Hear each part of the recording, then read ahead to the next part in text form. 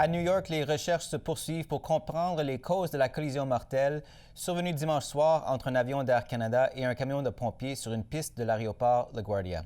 L'impact a coûté la vie au pilote et au copilote, a éjecté une agente de bord hors de l'appareil et a fait plus de 40 blessés qui ont été transportés à l'hôpital. Les autorités ont récupéré les enregistreurs de vol et en font maintenant l'analyse, pendant que les enquêteurs sur le terrain tentent de reconstituer les événements ayant mené à la collision. À Ottawa, le ministre des Transports, Stephen McKinnon, a voulu se montrer rassurant, affirmant que la lumière sera faite sur cette tragédie. On peut l'écouter. On parle ici d'un incident très tragique. Je pense qu'on a tous vu les vidéos et j'en passe, mais moi, ma job, c'est de suivre l'évidence, de suivre les experts. Nous avons un système très rodé en matière d'analyse de ces incidents tragiques-là et on va continuer de suivre l'évidence là où elle nous amène. Pour en discuter, je reçois John Gradick, expert en aéronautique à l'Université McGill. Monsieur Gradick, bonsoir et merci beaucoup d'être avec nous. Un plaisir d'être avec vous. Alors, nous avons entendu aujourd'hui le Bureau national de la sécurité des transports aux États-Unis, y compris une mise à jour de l'enquêteur principal. Entre autres, nous avons appris que le camion de pompiers a bel et bien demandé la permission de traverser la piste, a été autorisé à le faire par la tour. 9 secondes avant la collision, la tour lui a ordonné de s'arrêter et 6 secondes avant l'impact, le copilote a transféré les commandes au pilote. Vous, qu'est-ce que vous avez retenu le plus de cette séquence d'événements? Je pense que lorsqu'on parle de transfert de contrôle de copilote à pilote, je pense que c'est une façon normale dans une situation avec la température qui se faisait à LaGuardia, que ça pourrait être bien qu'un pilote a décidé que il aimerait mieux que le contrôle soit transféré à l'autre pilote pour fin d'atterrissage, qu'un pilote se sentait plus habile à faire l'atterrissage et le transfert est normal d'abord. À ce moment-là, c'est pas une question pour nous de voir est-ce que ça contribuait à l'accident ou non. C'est une question opérationnelle plutôt que accidentelle. Mais la chose qui est importante à savoir, c'est on parle de la communication qui existe et qui existait dimanche soir entre la tour de contrôle et le camion citerne.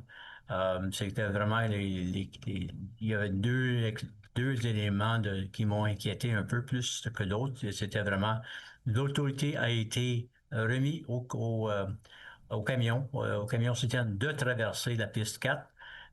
Et puis, quelques secondes plus tard, 6 ou 7 secondes plus tard, on a décidé d'annoncer l'arrêt complet de cette traverse, soit du camion citerne. Il y avait un autre appareil, Frontier, qui était au bout de la piste qu'ils ont décidé d'arrêter en même temps. D'abord, il y avait une réalisation à ce moment-là du contrôleur qu'on avait de l'équipement qui se posait sur la piste 4 avec un atterrissage dans quelques secondes. D'abord, c'est pour ça que je me pose la question.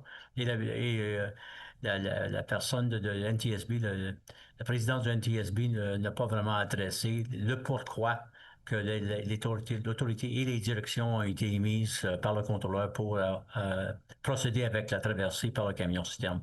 Oui, justement, parce que j'imagine qu'une grande partie de nos téléspectateurs ont maintenant vu cette vidéo de la collision qui montre l'avion heurter le camion à pleine vitesse et le projeter en rotation. Vous, quand vous avez vu cette vidéo, comment est-ce que vous avez analysé la situation et qu'est-ce qu'on doit en comprendre? Quand j'ai vu la vidéo, j'ai dit que l'avion roulait à pleine vitesse en atterrissage, ce qui est une situation normale. Lorsqu'on descend de l'appareil, on touche le nez en dernier pour s'assurer qu'on voit la piste au complet. Et puis, c'est à ce moment-là que le poste de pilotage du vol a vraiment vu le camion rentrer sur la piste. Et puis, l'avion a essayé de freiner. On a des passagers qui indiquaient que les 2, 3 dernières secondes avant la collision, qu'ils sentaient vraiment que l'appareil avait des freins bien posés, que les pilotes essayaient vraiment de réduire la vitesse de l'appareil. Malheureusement, ils n'ont pas eu assez d'espace sur la piste pour le freinage pour prendre effet. Et la piste était trempée, il y avait de la pluie et tout. D'abord, c'était une situation assez critique et puis c'est malheureux qu'on a perdu nos deux pilotes sur cet incident.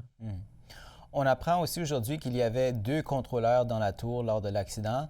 Selon la présidente du NTSB, Jennifer Homendy, on ne sait pas clairement qui exerçait les fonctions du contrôleur au sol et les informations seraient contradictoires. Elle a aussi ajouté que c'est une procédure standard d'avoir 2 personnes de service dans la tour à cette heure-là, mais que les contrôleurs aériens ont exprimé quand même leurs inquiétudes à ce sujet depuis des années. Pourquoi est-ce qu'il y a tant d'inquiétudes par rapport à ces niveaux d'affectation? Je pense que l'information qu'on a eue de M. Duffy était que vraiment on avait un effectif total nécessaire pour qu'on opère à LaGuardia avec 37 contrôleurs, qu'ils avaient un effectif d'environ 33 contrôleurs. D'abord, ils étaient à court de 4 contrôleurs. Ils avaient 7 contrôleurs en formation. D'abord, ces 7, on ne les compte pas parce que ce pas des gens sur lesquels on peut compter vraiment sur une opération complète pour leur horaire. Mais ils étaient à court de 4 contrôleurs, qui ne semblent pas énormes, mais c'est 10% des effectifs. Et puis, à ce moment-là, il y a des corps qui seront ouverts. La question qu'on devra se poser, et les enquêteurs vont le poser, c'était quoi le nombre d'effectifs cédulés ou planifiés pour le corps de nuit un dimanche soir? Et puis, on croit, et on ne sait pas, on va attendre les analyses qu'ils vont faire, qu'il y a possiblement est-ce que 2 étaient assez? Et est-ce que les 2 contrôleurs étaient responsables pour le contrôle terrestre de l'équipement sur les pistes à LaGuardia?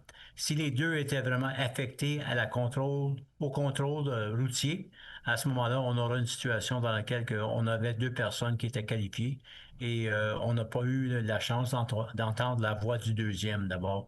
Je me pose la question, est-ce que c'était vraiment 2 contrôleurs pour le contrôle aérien et un contrôleur aérien et un contrôleur seulement pour le routier? Si c'était ça le cas, on avait l'urgence de l'avion United sur laquelle préoccupait vraiment les contrôleurs au sol. Et on avait aussi la situation avec l'accès pour les camions citernes. D'abord, il y avait de l'action qui se passait d'une façon anormale, selon moi, à LaGuardia ce soir-là. Et puis, ça se peut fort bien qu'on ait quelques distractions pour s'assurer qu'on fait le travail nécessaire pour assurer la sécurité de l'aéroport. John Gradick, expert en aéronautique à l'Université McGill. Évidemment, il va falloir attendre encore un certain moment d'avoir des réponses plus claires, mais merci pour ces explications, d'avoir été avec nous aujourd'hui ce soir. Je l'apprécie. Un plaisir. À la prochaine. Au revoir.